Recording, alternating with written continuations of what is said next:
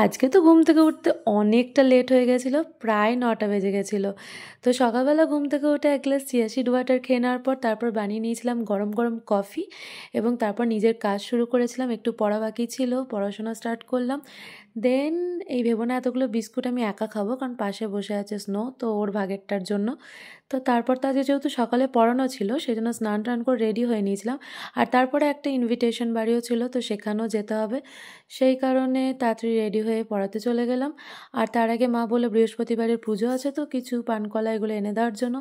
দেন পড়ানো শেষ করে চলে গেছিলাম যেখানে নেমন্তন্ন ছিল। সেখানে হয়েছিল আজকে বাসন্তী পোলাও আর গরম গরম মাটন কষা। তো এই শীতের দুপুরে তো মাটন কষা পেলে আর কিছু লাগে না।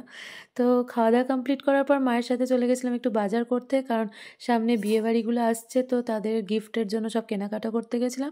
তারপরে সন্ধ্যেবেলা আরেকটা পড়ানো ছিল। বাস এই করি আজকের দিনটা শেষ হলো। দেখা হচ্ছে নেক্সট মিনি ব্লগে। আজকের